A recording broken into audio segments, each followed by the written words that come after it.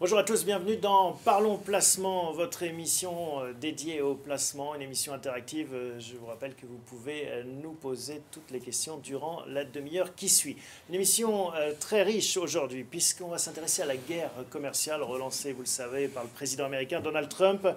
On verra ensuite comment booster sa trésorerie d'entreprise dans un monde qui est pour le moins complexe d'un point de vue rendement. Et à propos de rendement, comment en tant que particulier cette fois, vous pouvez profiter de votre épargne. Ce sera l'objet de la dernière partie de l'émission. Nous aurons le plaisir de recevoir Guillaume Sommerer qui vient de sortir un ouvrage intitulé « Muscler votre épargne dès le premier euro ». Ça nous concerne tous. Voilà, c'est Parlons Placement, c'est parti.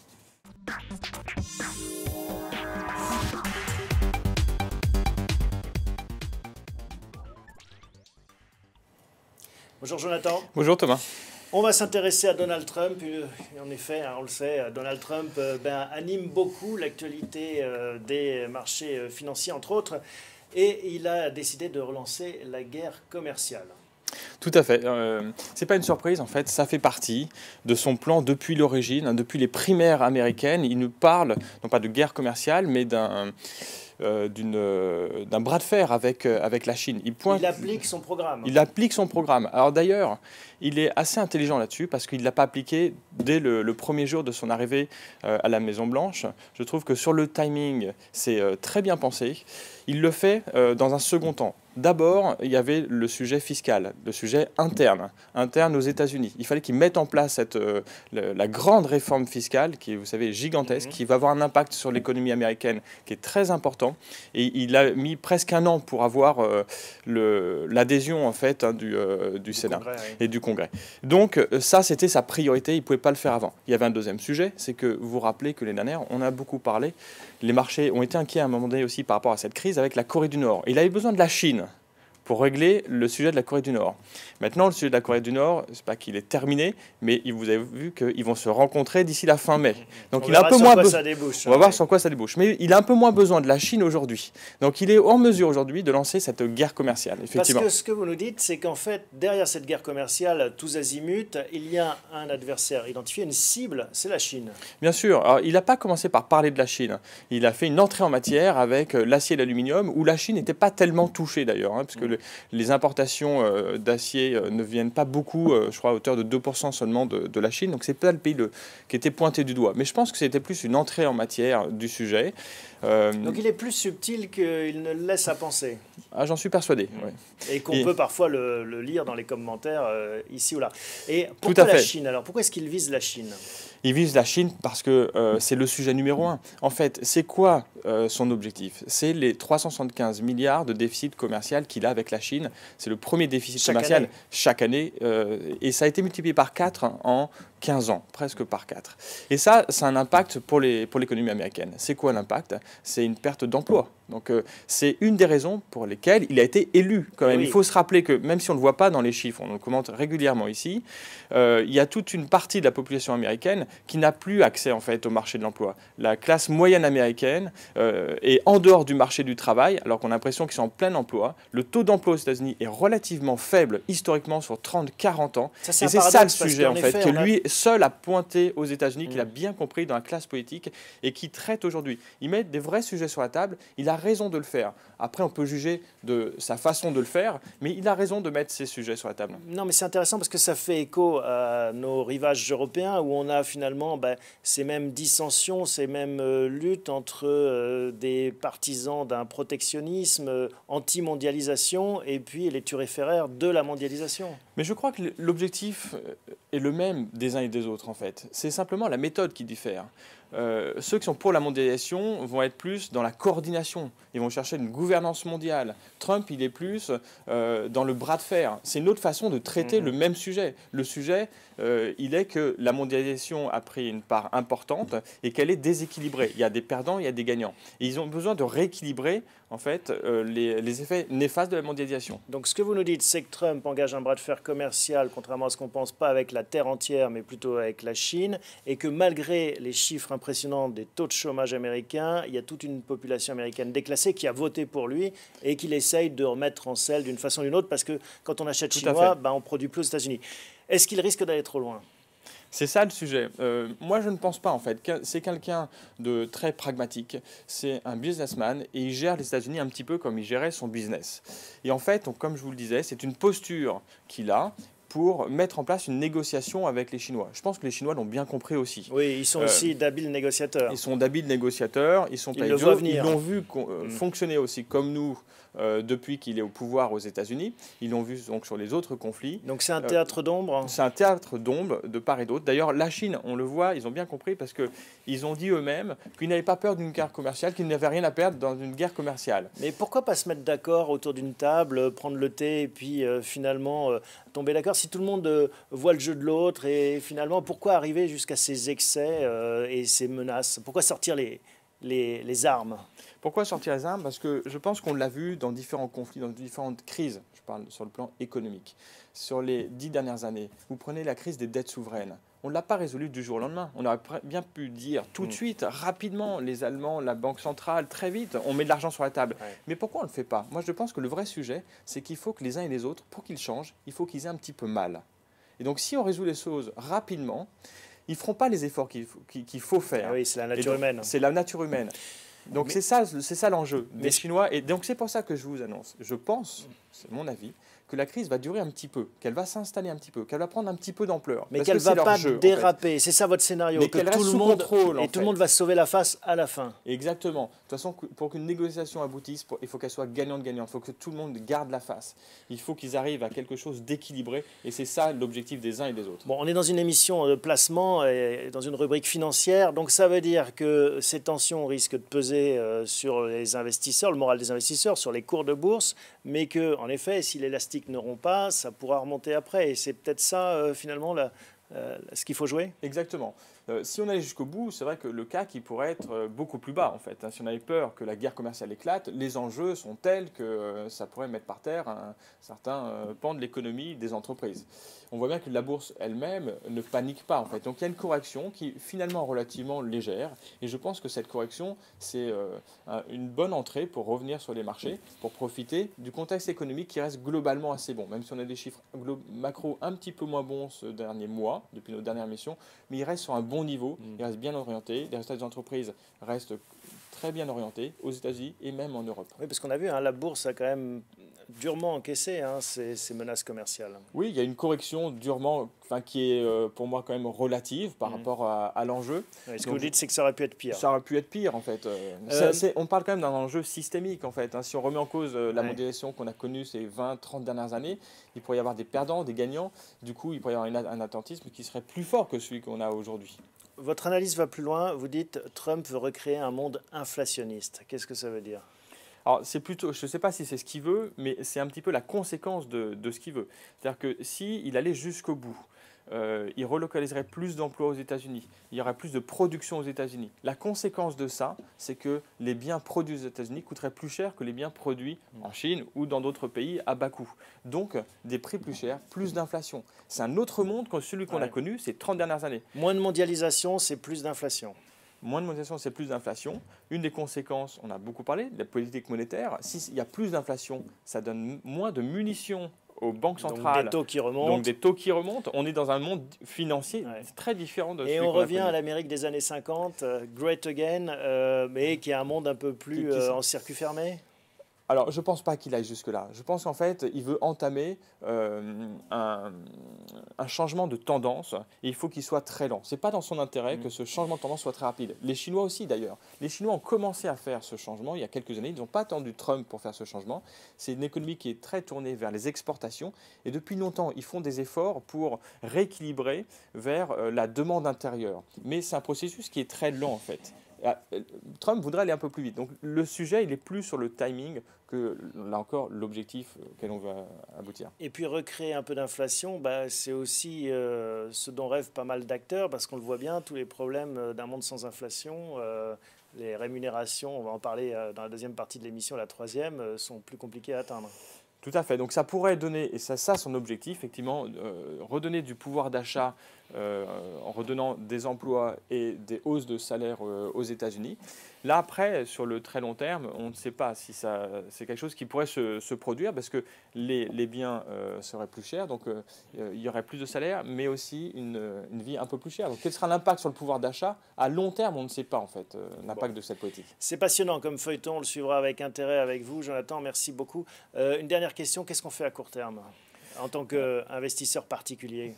À court terme, moi je pense que cette situation, elle va perdurer un petit peu, mais qu'elle va se régler courant 2018 et que donc c'est intéressant pour un investisseur de moyen terme, de long terme, de rentrer sur les marchés actuels parce que les perspectives restent très bonnes économiquement.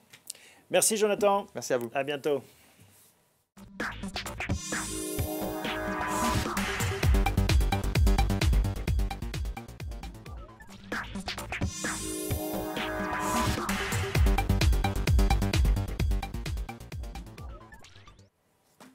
On va s'intéresser dans cette seconde partie, dans cette deuxième partie, à la trésorerie d'entreprise. Bonjour Vincent. Bonjour Thomas. Trésorerie d'entreprise, comment placer au mieux ses excédents financiers en 2018? Et oui, c'est une vraie question hein, quand on est un petit, moyen ou grand chef d'entreprise. Que faire de sa trésorerie? Il y a une époque, hein, on va rappeler peut-être ce monde béni, on plaçait ça sur des comptes à terme, ça rapportait quelques pourcents et ça permettait d'être liquide et Ouais, tout en travaillant. Aujourd'hui, en fait, le contexte est plutôt très favorable pour les entreprises. Les défaillances d'entreprises sont à un niveau historiquement très bas. Les dernières enquêtes sur le niveau de trésorerie des entreprises également est très élevé. Hein. Donc il y a du cash sous le matelas. Il y a du cash. En fait, la difficulté aujourd'hui pour un chef d'entreprise pour trouver des solutions d'investissement, c'est encore plus difficile que lorsqu'on est un particulier. Finalement, il y a beaucoup de solutions. Parce qu'aujourd'hui, en tant que chef d'entreprise, même si effectivement on a conscience du fait qu'aujourd'hui, soit les taux sont négatifs sur les placements classiques, soit les taux sont très bas. Lorsqu'on a affaire à des alternatives, il y a pas mal de conditions à respecter pour arriver finalement à placer ces excédents de trésorerie. Qu'est-ce qui se passait? Vous nous avez apporté un graphique. Que rapportent les placements classiques pour la trésorerie d'entreprise? Je pense que voilà, ça va être intéressant. Voilà. Il faut que les gens prennent conscience du fait qu'aujourd'hui, en gros, historiquement, le chef d'entreprise avait soit la possibilité d'investir en monétaire, en compte à terme, voire dans les fonds en euros des contrats de capitalisation. Un peu comme c'est les trois lignes qu'on voit sur ce graphique. Et là, en fait, sur les monétaires, aujourd'hui, on est sur des rendements en 2018 soit négatifs, soit à peine positifs. Et je ne parle même pas de l'impact de l'inflation, qui est autour de 1,5, 1,6% actuellement. Donc, sur le monétaire, on est négatif. Donc, finalement, son pouvoir d'achat, son capital est rogné au fur et à mesure qu'on investit. Les comptes à terme, eux, sur 3 ans, on maximise à 0,4% sur 3 ans. Et en plus, on a des contraintes très fortes. On ne peut pas sortir quand on veut. Si on a besoin de récupérer ses fonds pour faire une opération d'acquisition externe, par exemple, on est bloqué. Ouais. Donc finalement, aujourd'hui, et alors, il y a encore la cerise sur le gâteau, ce sont les fonds en euros qui sont accessibles aux entreprises, qui eux-mêmes rapportent à peine le niveau de l'inflation aujourd'hui. Donc toutes ces solutions-là font partie un peu de l'ancien temps et on va plutôt les éliminer aujourd'hui. D'accord.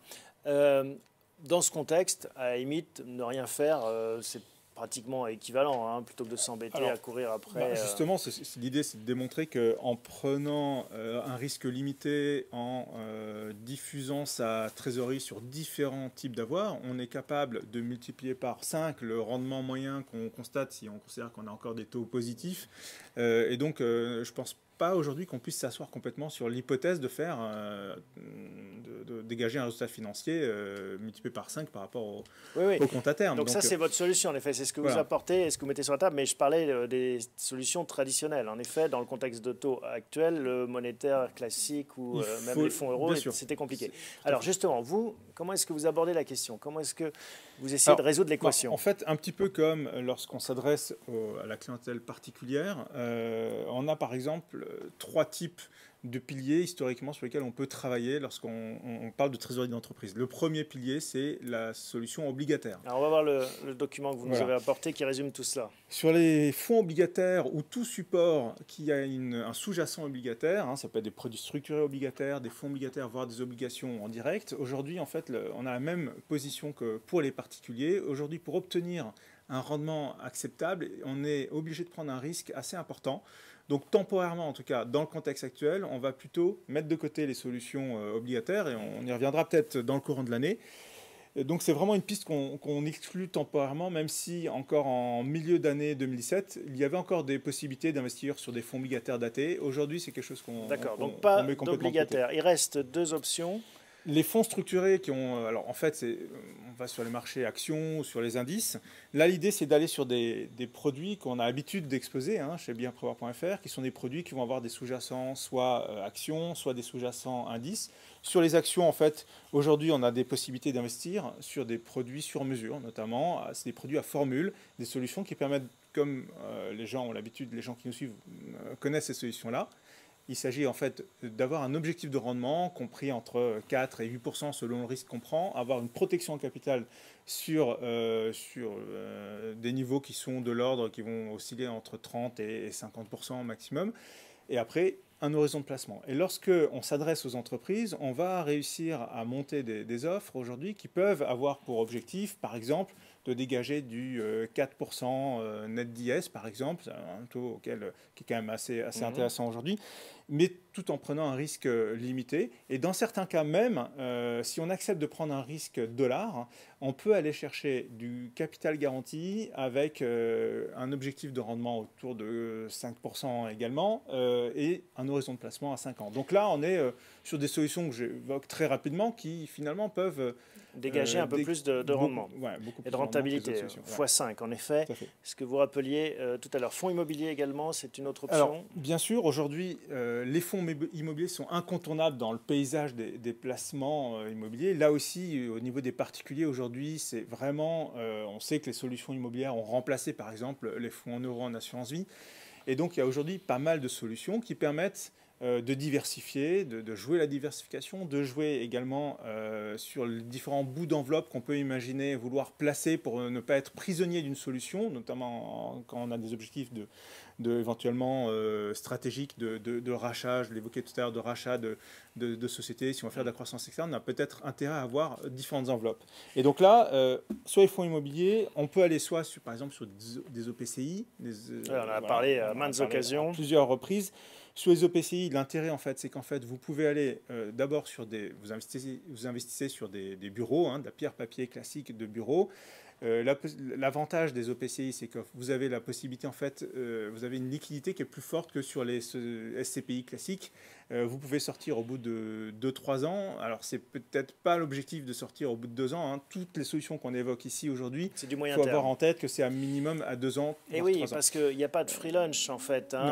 Comme on dit dans les marchés financiers, on va booster son rendement, mais vous le rappelez, il y a un horizon de placement et il faut l'accepter 3 ans, 4 ans, 5 ans. C'est peut-être pas de la trésorerie très liquide. Bien sûr, c'est probablement le sujet sur lequel il faut avoir un changement d'attitude par rapport à un mode de consommation qu'ont connu les directeurs financiers et responsables d'entreprise jusqu'à il y a 4-5 ans, où effectivement on pouvait avoir une stratégie de placement de trésorerie à 2 ans, à 24 mois, 36 mois. Aujourd'hui, il faut accepter de démarrer en fait avec des horizons de placement un minimum de 2-3 ans. Et peut-être compartimenter sa trésorerie en se disant voilà, je vais en mettre une poche à 5 ans, 4 ans, 3 ans, comme on gère la dette finalement. Exactement, on peut le faire ça, compartimenter, on peut très bien le faire avec des sous-jacents immobiliers.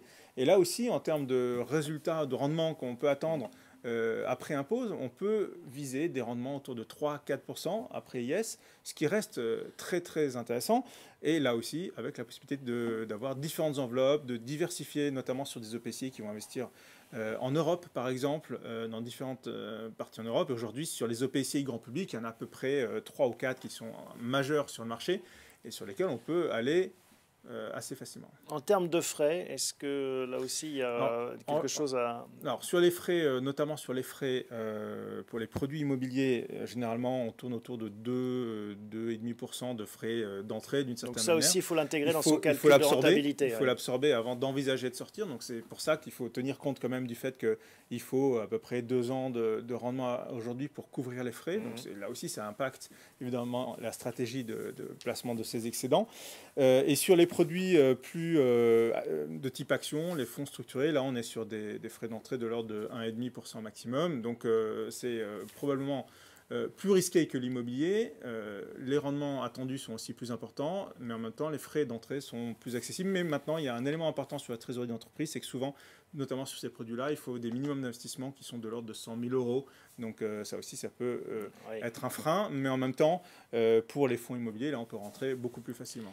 À prendre en compte. Alors, on va finir avec un dernier graphique que vous nous avez apporté qui va illustrer ces propos. C'est un exemple. Voilà, on part d'un exemple, 1 million d'euros de trésorerie pour une entreprise. Oui, l'idée c'est de se dire qu'avec une entreprise qui dispose d'1 million de cash à investir aujourd'hui, si elle investit sur un compte à terme, le meilleur des comptes à terme, à 3 ans, elle va éventuellement dégager un résultat de l'ordre de 4 000 euros par an. Si elle suit nos conseils et qu'elle investit sur une trésorerie diversifiée, optimisée, elle peut viser de multiplier par 5 ce rendement-là et d'envisager d'atteindre à minima 2% de... et encore, c'est un scénario prudent, 2% de rendement annuel net d'impôt. Donc on voit que la différence... Absolument, de 1 à 5, CQFD. Merci Vincent pour ces explications très complètes. On se retrouve pour un prochain épisode de Parlons au placement. On va maintenant s'intéresser au placement, mais du point de vue des particuliers, de tous ceux qui, je l'espère, nous regardent en ce moment.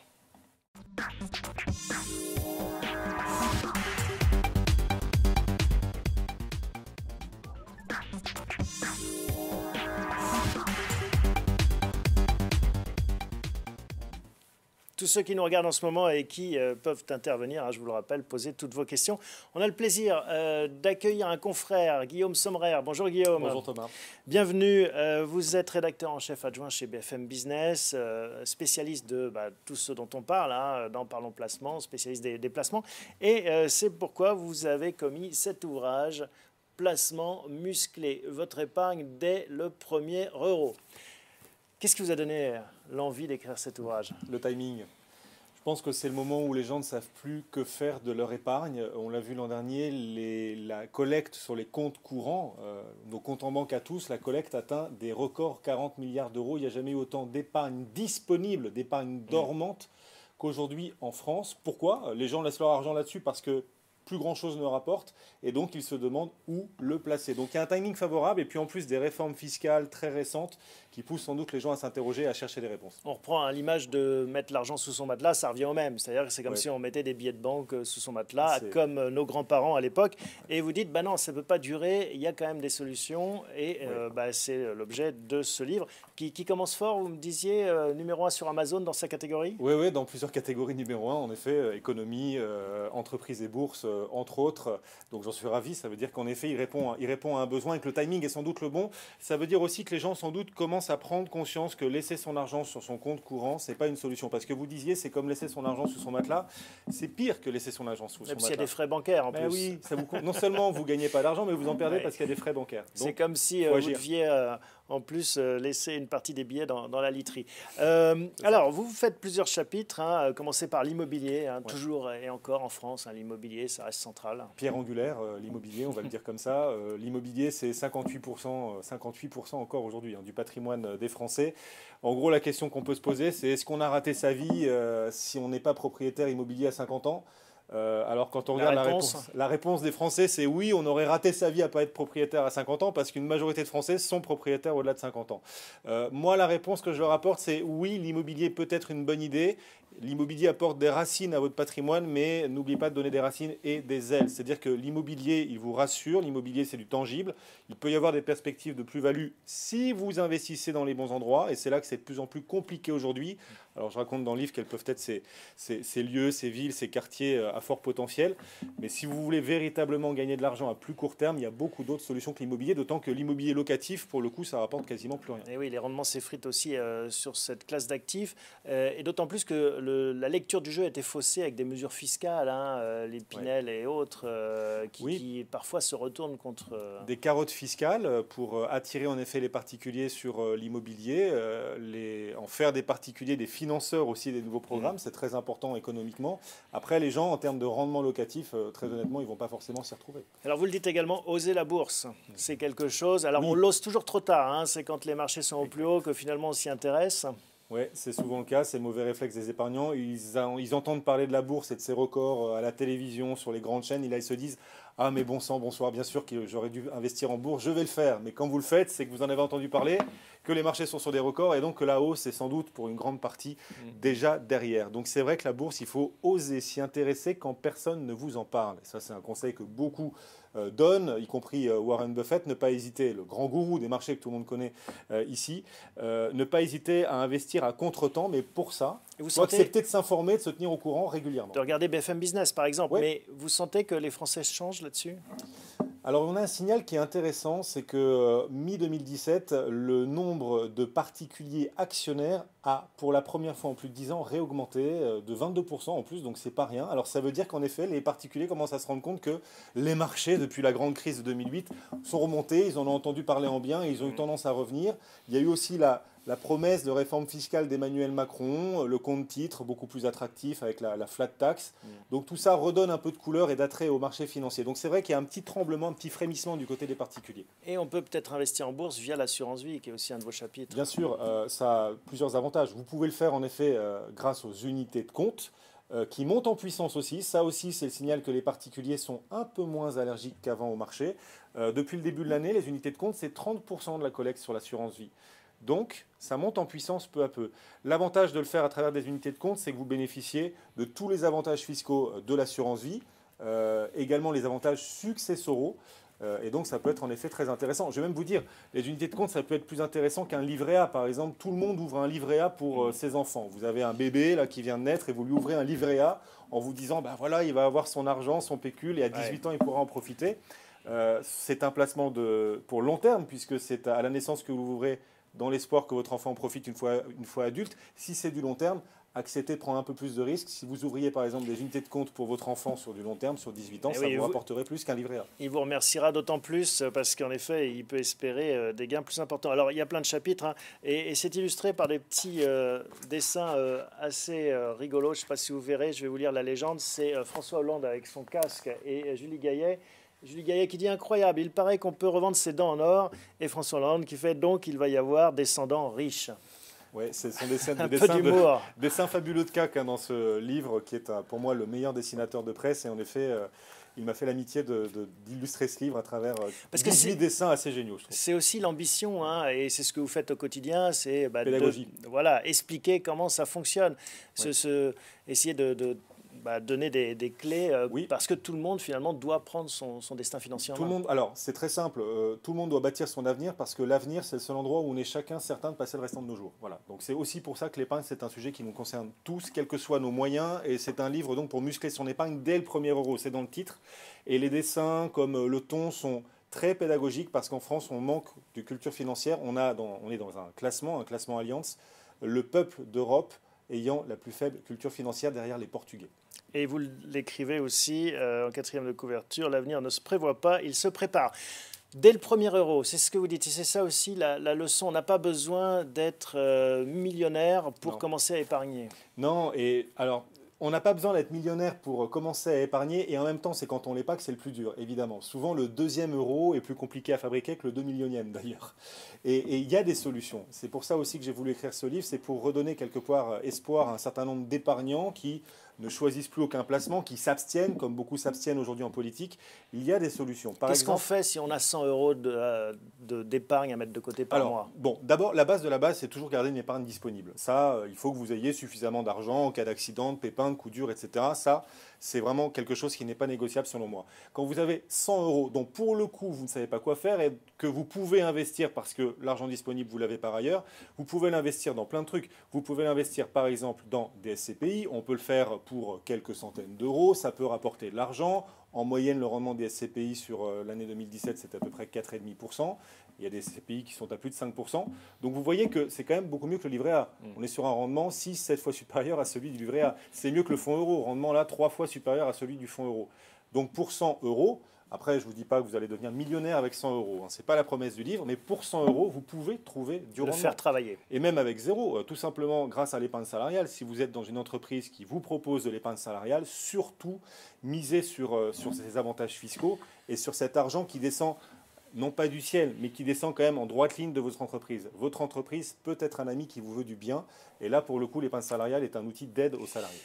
Ne parlez pas du Bitcoin pour s'enrichir Il y a un petit rapidement. encadré, volontairement petit, parce que pour moi, ce n'est pas un investissement. Le Bitcoin, c'est même pas un pari. Pour moi, c'est un jeu. Bon. Donc, si certains souhaitent investir dans le Bitcoin, je ne veux pas les dissuader de le faire, mais qu'ils sachent que c'est un jeu et qu'ils l'assument comme tel. Ce qui m'amuse d'ailleurs, c'est que beaucoup de Français sont très réticents et craintifs face à la bourse, portent même un jugement moral sur la bourse en disant que c'est du casino, et les mêmes s'intéressent au Bitcoin. Je trouve ça paradoxal. Ou aux courses.